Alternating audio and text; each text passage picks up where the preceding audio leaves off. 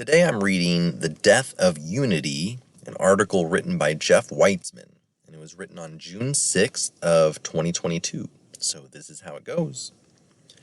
In a conversation with a fellow spiritual warrior Friday, the following truths came up in conversation. Nobody gets away with anything. Everything has to burn to the ground before it can be reformed again. Nobody gets to impose their will on anyone else. Allopathic medicine really is as bad as they say it is. And to give some context, we were speaking about the massive blind spot folks have had around California governor candidate Anthony Trimino, whose ad agency Traffic not only signed a contract to promote the kill shot to Latinos, but regularly services the allopathic medical community for all their advertising needs. For the record, I have nothing personal against Trimino. I respect him and appreciate his efforts to advance medical freedom. He's just too green, too young in the movement to really understand medical fascism. This week, Latinos for Medical Freedom endorsed Trimino for governor, joining a number of fundamental Christian groups in the process. There could not be a candidate more opposite to medical freedom than Anthony, begging the question, why? Sure, Anthony says all the right things to their faces, but his track record of servicing the devil is plain for all to see. The first hit many of us felt was the loss of the illusion of unity in the freedom community. I say illusion because it was never there to begin with, and the sooner we dissolve this myth, the sooner we can really change the world. At the heart of the freedom fight are two separate goals. One seeks to control the current paradigm for its own misguided goals, and the other seeks to let the current paradigm burn to the ground and start a new one. Trimino fits in with the control the current paradigm model because he is one of them. He functions well in the system. He's a nice guy, a family guy. He bridges the gap between fundamental Christians and the Latino community seamlessly. In the old 3D world, Anthony would be a solid candidate for me. But in the new 5D world we are creating, there is no compromise with the devil. The new world we are creating has love, truth, and freedom at its core. Industry-funded science, the cornerstone of the allopathic lie, violates all three of those tenets.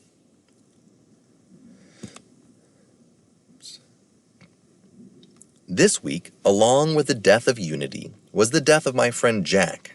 About 4 years ago, Jack had a condition where he had a high production of phlegm in his lungs, and the doctor advised him to have a lung transplant.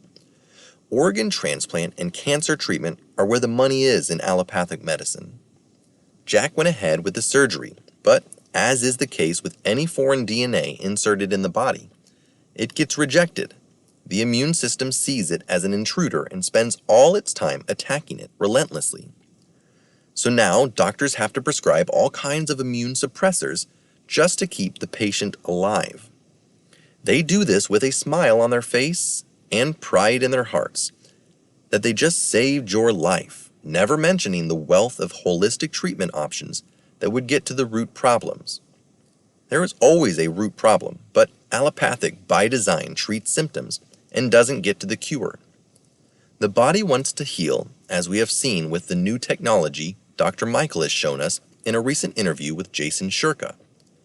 Using scalar technology and frequencies to kill pathogens and restore normal cellular function, the possibilities are limitless.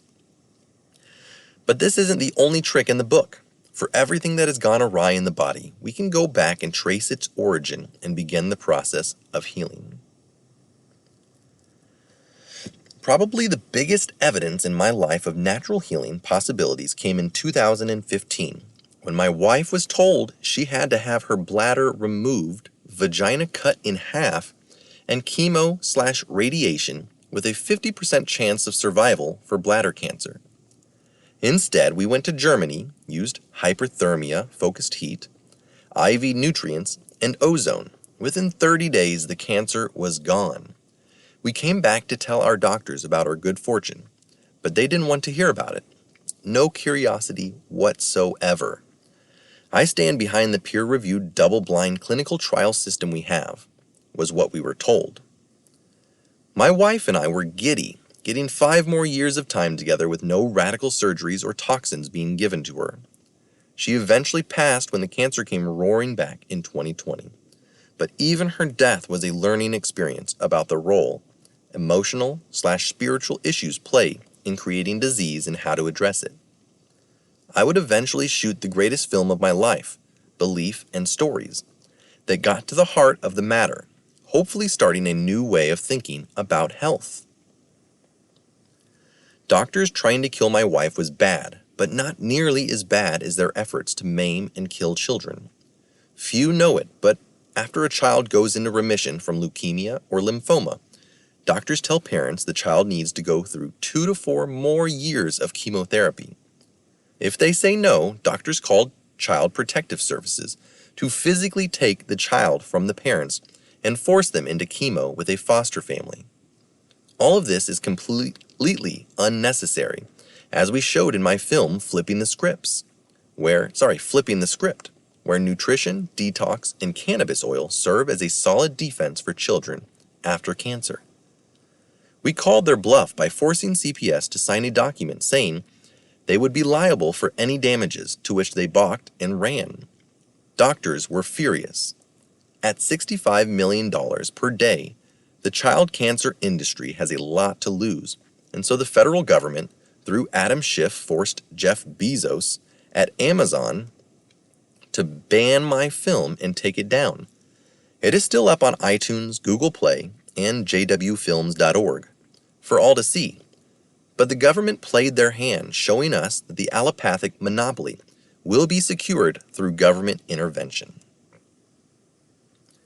The early defense for allopathic toxins from my high school peers now in the healthcare community was, "Jeff, show us the studies." Ha ha ha ha ha. You mean the industry-funded studies that cherry-pick the results? You mean the industry-funded studies that don't study anything that really cures disease, but only treats the symptoms? You mean the studies riddled with fraud that offer no informed consent? At first, I played their game, showing them their own studies, revealing the limitations of their house of cards, but eventually I just educated them on the fraud committed. Most of them didn't want to hear it because of the need for mommy-daddy government and heroes in white lab coats. It's all good. The petrochemical pharmaceutical enablers can't stop the evolution of consciousness. It's too late. The revelations lately have been staggering regarding the deaths and injuries from the kill shot. We know what they are up to. Which brings us to the 4 truths listed above. Everything needs to burn to the ground before it can be reformed again.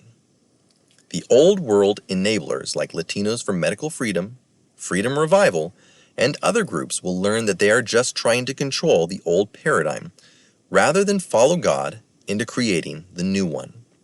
People wanting to get their man in office just because he is a Cuban or follows the abortion, homosexuality narrative that assuages their childhood wounds won't be able to get away with it. Everything is being revealed right now. God is showing everybody just how far, quote-unquote, surrender has to go as we build the new earth. There is no more room for compromise. The Rothschilds, guilty of destroying healthcare, along with the Rockefellers, ironically now own the EE systems that are healing patients and finally coming to light. It is just a matter of time before healing becomes the norm rather than treating symptoms for profit. It is just a matter of time before people acknowledge their childhood wounds that makes them want to control others and impose their will. It is just a matter of time before everyone rises up and says no.